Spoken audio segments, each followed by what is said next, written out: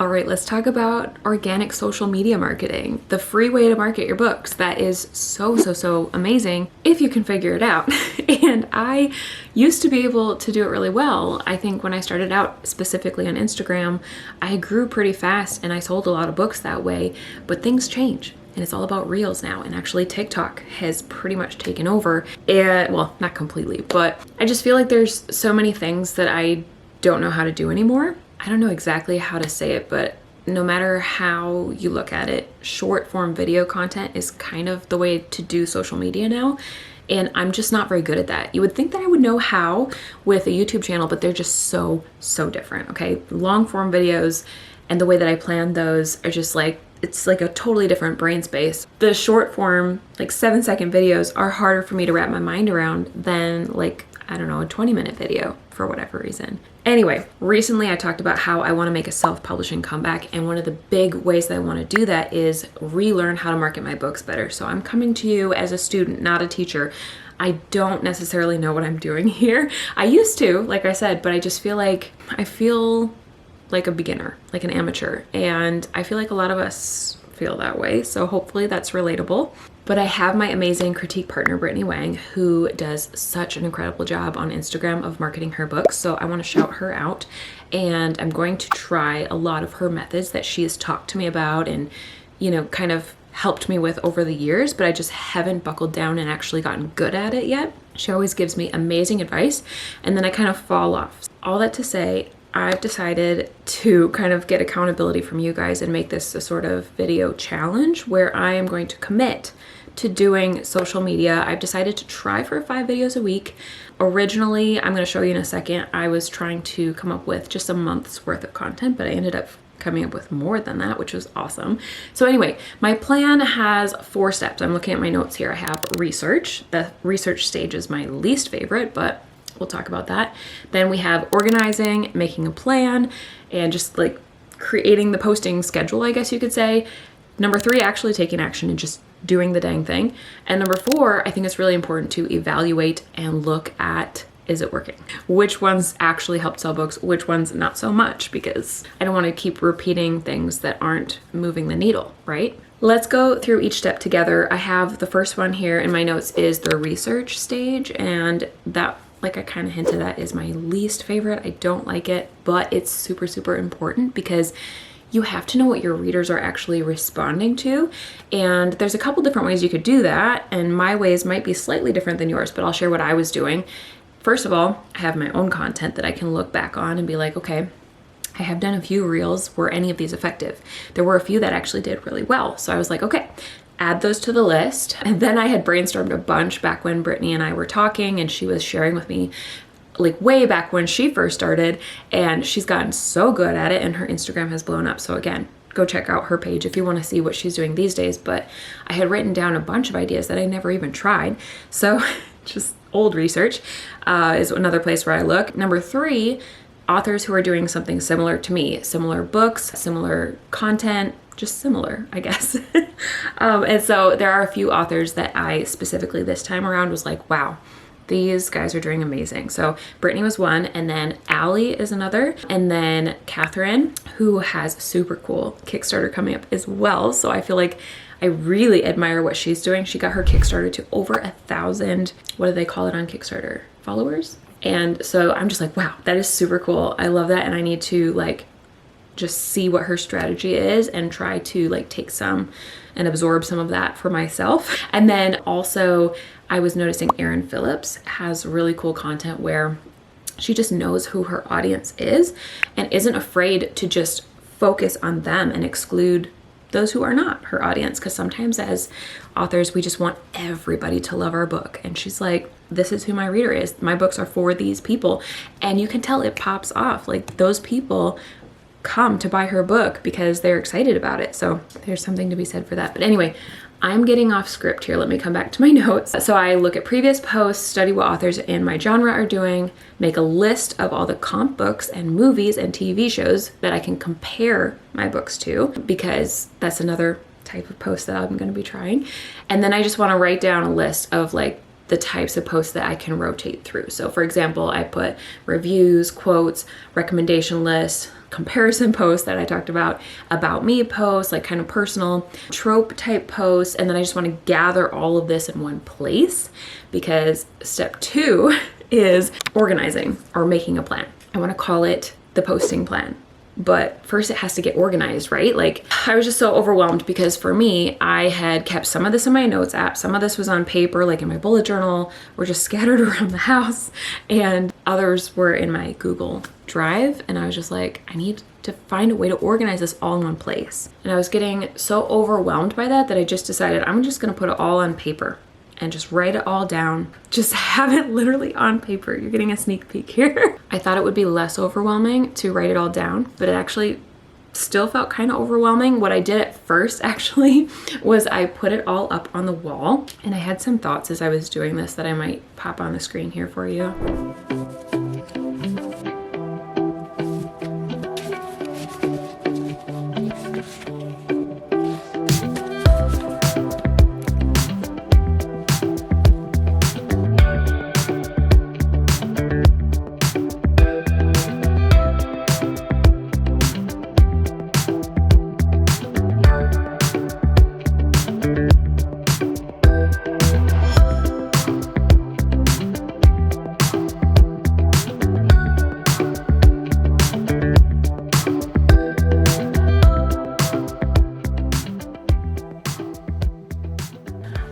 Been staring at this wall for a while now.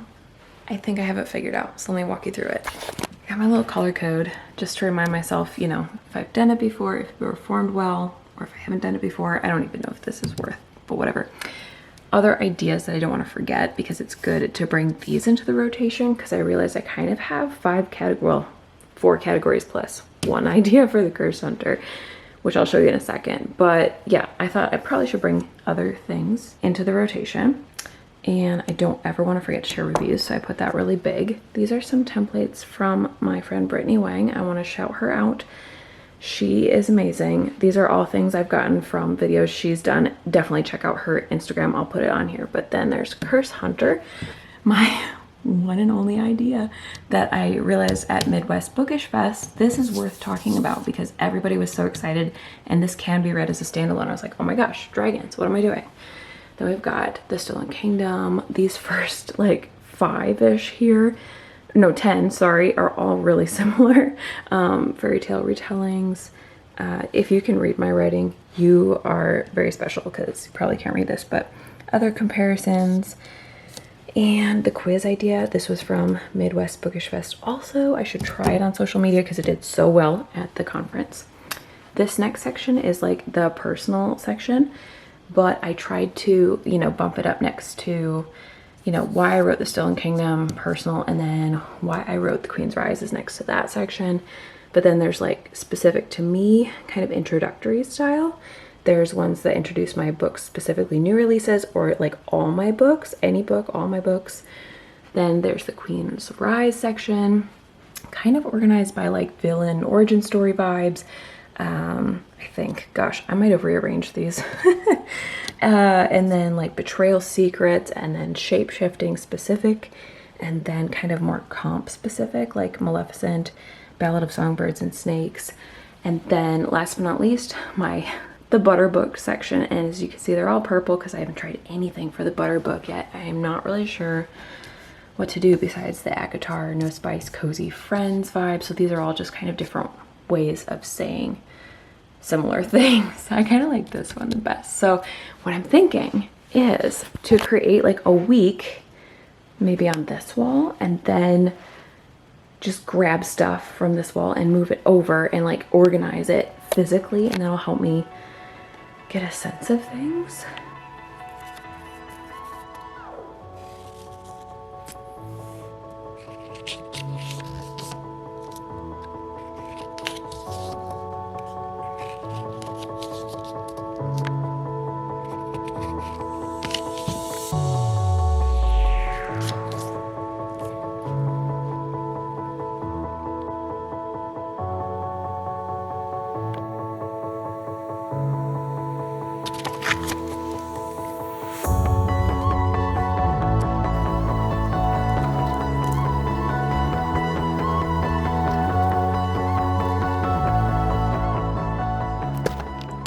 trying to move all my ideas to online.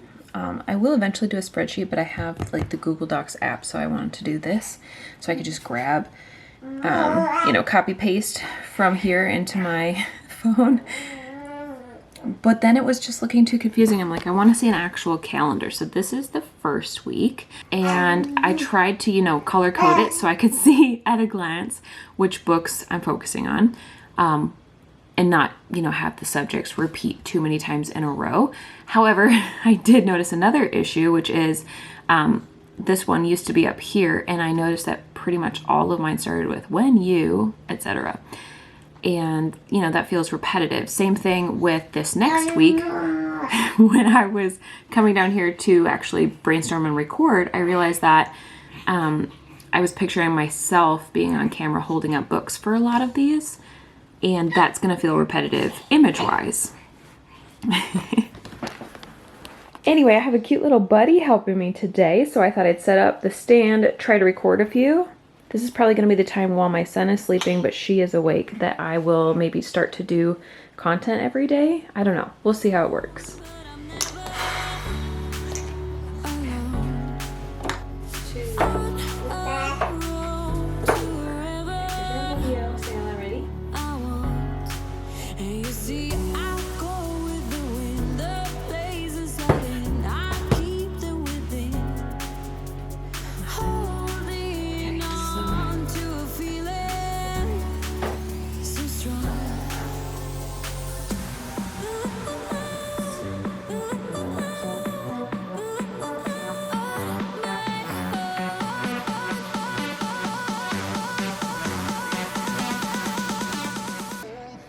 I have my first week planned out. I took 5 of those posts. I just grabbed the ones that were calling to me that seemed like they'd be easy enough to do, and I kind of put them in an order that I thought I could do them. And now my goal is to move on to step 3, which is to start actually posting and take action. There's so many steps to this, because obviously you're filming multiple videos. If you have to learn how to do that, and you have to figure out placement and decide if you want it to be your face, or if you want faceless content like just showing the books, or if you even want to do the YouTube, screen recording content, or like I recorded my computer screen itself one time to make it a little prettier of a background, but it was still technically a YouTube clip that was playing, and then, go to my book. So there's a lot of options there. I have to make a lot of decisions, then record it, and then I have to think of what exactly I want to put on the screen for text, what I want the caption to be.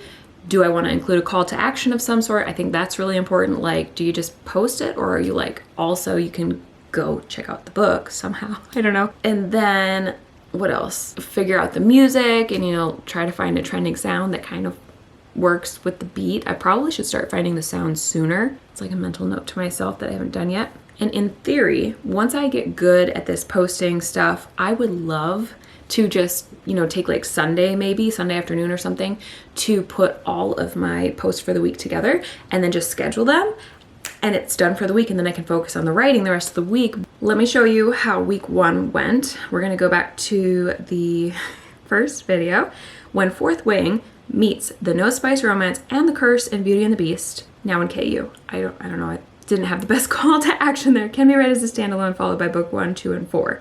So that was my first attempt ever at sharing The Cursed Hunter as like a starting place. And here's my caption if you're curious.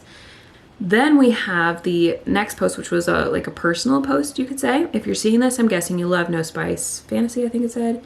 I wrote these for you. So that was just a very simple record my face, overlay the books. That one was surprisingly easy. Actually, if you're willing to show your face, it's actually so much easier to just like hold up a book quick than to try and record all these like YouTube elements, but we'll talk about that. I wasn't sure what to do for a caption here, so I just ended up putting like a short breakdown of the books, and I tried to lead with a question for engagement, but I don't think anybody, no, I think there was at least a couple comments. Yeah, oh yeah, there was definitely some comments. Okay, then I posted this guy for The Queen's Rise. When you love seeing Maleficent fall in love and were heartbroken by the betrayal, but wanted more romance and also some sweet revenge. And then you flip to the book, and there's The Queen's Rise, 3 books plus 2 exclusive bonus scenes and 1 gorgeous omnibus. And I said where they could find it. And this one, I had already had this caption created from the past that I just grabbed and copied from back at the Kickstarter, actually.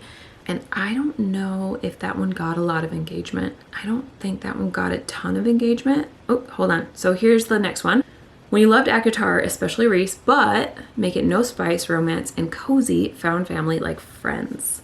And then, because I did not have a book yet, a book cover, I said, I can't wait for you can't wait for you to read it. Follow the Kickstarter page to be notified when it's ready. And so I just kind of used the computer there because that's not a published book yet. And then that's it. That comes back to my top 3 pin posts. I also posted these, cross-posted them over to TikTok. So let's see, there's the Fourth Wing one. Then I actually did it backwards, the Maleficent comparison, the personal one, the ACOTAR, and then I found in my drafts, I found another old one, the why I posted these books. So I did another personal, and then I found a trend that I just randomly posted. I'm like, why not? So I was starting to feel more comfortable and realizing I can just make these posts really quick. So this is one that the girls will say I needed this, but they actually just needed blank, and you fill it in. It was just a simple trend. Here's another one that was like an older trend where it's like, physically I'm here. Hold on, let me play it. Physically I'm here, mentally I'm underground, you know, like I described my book world, in Fae Court trying to find my family while falling for a charming deal maker and his hilarious group of friends.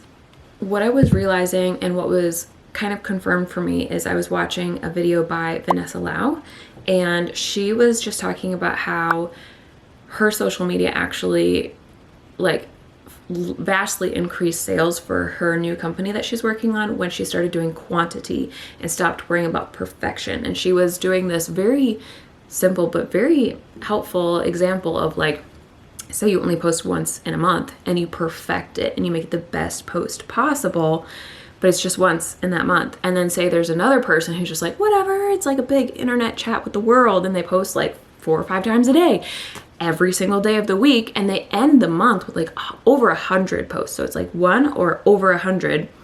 Which one do you think is going to actually have the chance to reach more people? And who do you think is going to have a better chance of going viral? Obviously the person who posts more. And she's talking about how it also helped her to find it easier to make content. The more she was just like, just get it out, just do something, just get something out there, the easier and more natural it started to feel. And I have found that to be the case for me as well, because like I said, I really struggled with those first few posts. And then what was it, yesterday? I just took out the camera and I made like 3 or 4 videos. And then I thought of another one and I made another one, and it was like, oh, this is actually super easy. So let me bring you over to my wall and I will show you my current new plan here. Ready for this? Okay, so you saw week 1, but I kind of reorganized it based on how I actually ended up posting it. You can see the dates up there. And there's some like this where I'm like, this is basically the same thing said slightly different. So when that's the case, I'm like, maybe I'll just pick one of them and not do both. This post I actually have a slightly different plan for, but I ran out of cards. So I just put that there to remind me to replace it. Anyway, when I counted this, I had 2 months worth almost of posts, and I have a couple more that I brainstormed in my computer sense. So what I want to do is put these into like a Google Doc or spreadsheet, depending, so that it's a little bit easier to access. And then I want to commit to going through all of these every week for the next 2 months. And my 4th step that I kind of touched on at the beginning of this video was I need to also evaluate. So as I'm doing these, I want to figure out a way to track them. And a lot of us, including myself, would probably track things. In the past, I've tracked things like likes, comments, saves. Those are all great. But the real metric of are the posts working is, did the sales go up? Or in my case, now that some of my books are in Kindle Unlimited, the question is, are the page reads going up? So those 2 things are going to be my top metrics. And I have actually seen, funny enough, not a big spike, but a couple times now the books have increased. And I've gotten some comments, which I'll pop on the screen here, that have just made my day, where people are like, I'm going to go buy this right now, or I'm adding it to my TBR. I have to get these books. I need them right now. And I'm like, okay, that's a sign that it's working. The other big sign that something is working is if there are saves or shares, I think is what it's called, at least on Instagram, and probably on TikTok too, actually. I don't know. I think so.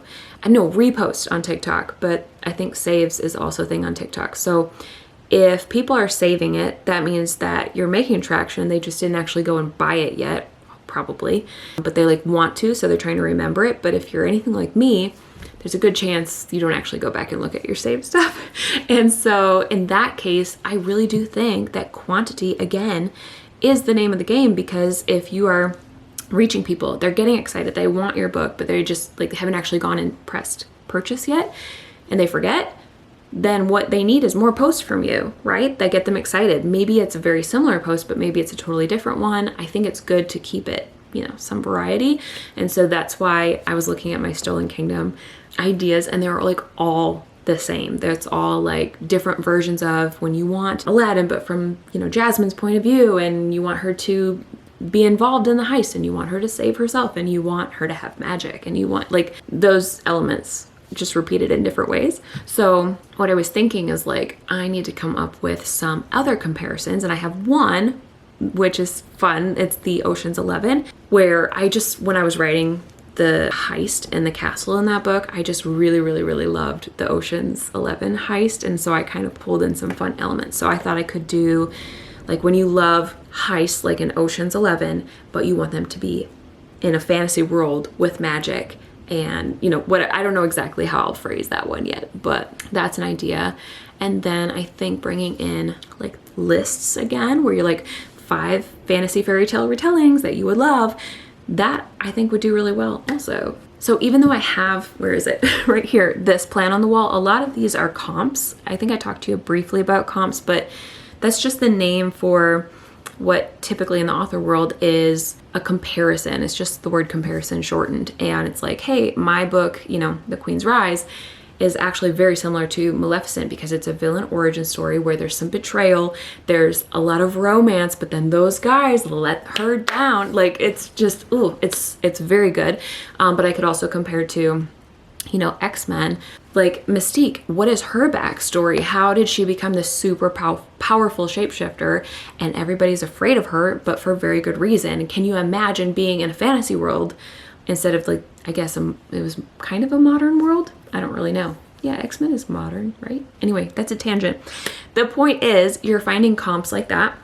Most of these posts here on the wall are comps, and they could be to books or to movies. I think those kind of things are very awesome for the emotional side of things. And again, Brittany Wang, my critique partner, has talked a lot with me about this, and how that emotional tug, like paired with something they're already familiar with, they already know they're gonna love, but what you do is you put a twist on it. So it's not just a comp, although those are effective too.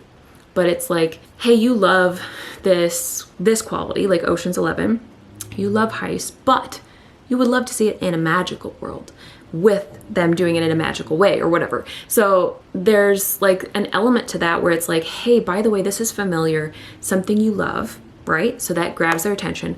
But then it's like, also you can't get this specific mix anywhere else except my book. And I think that combination is what makes people excited to buy, and they kind of are more likely to be like, yeah, I'll check that out. And even if they're not buying, hopefully you can send them to go read. So that's something that I actually wanted to touch on. I'm glad I just thought of it, because I didn't write it down. But I want to also get that many chats. Is that how you say it? Hold on, I'm gonna Google again. No, just ManyChat, not with an S at the end. But it's like this automation where, at least for Brittany, again, shout out to Brittany, you're the best. But what she's been teaching me is that you can set up something where you're like, comment chapter. And then whenever they're like, oh yeah, I want to read the first chapter, you get to automatically just send it to them. Boom. I want to set that up. And I want to set up probably one for each book, and something for the Butter Book Kickstarter as well. I was trying to think of more stuff to share with you guys, but I just feel like I'm, again, such a newbie. I'm such a beginner that I'm just picking up little things along the way. And I think that's how we have to do it. I think it has to be continuing to do your research, to follow other authors who are doing stuff like you that you would want to do. They might do trends and you can get ideas from them. You could follow, like on TikTok at least, there's a lot of accounts that actually, I think on Instagram too, that share trends. They'll be like, this is a trending audio, or do this trending thing where it's like, Actually, hold on. I bet you I can find one because I was just following a person. Now when I want them, they're not going to show up. Okay, like there's this account that says try posting 5.1 seconds and doing a lot of text so that basically as the viewer is reading through, the clip itself is actually repeating. And so you're telling TikTok by doing something like that, you're giving value to the person watching, but TikTok thinks that they're watching it multiple times and therefore they're going to show it to more people. So just little fun tricks like that are super valuable. It doesn't hurt the viewer. They don't care if it's repeating. So, or like she says, use a viral hook, like unpopular opinion, but, and then add in your opinion. So like for me, if I was willing to be brave and again, just appeal to more of a niche audience instead of trying to please everybody, I could say unpopular opinion, but I really enjoy books with no spice. And I think that there's other readers who do also. Here's my book. Like, that's a scary thing to post because there's a lot of readers who are kind of against that for some reason. And they kind of, I mean, everybody has their preferences, which is great. But because I write a certain type of book, I need to learn how to be brave and market my type of book because my readers are out there who want that type of book. Anyway, that's my little soapbox there. But let me reel it back in and just kind of wrap up by saying, don't be afraid if the vanity metrics aren't there immediately because that's not what counts. In fact, in theory, this is just my personal opinion, but I'm picturing like the times that social media posts have worked on me. And there have been some, I can think of like 4 or 5 books that I've like auto buy. I was like, oh my gosh, I need to know what happens next. What in the heck? So those kind of posts, I don't like them. I don't comment. I don't engage in any way. I just go buy the book.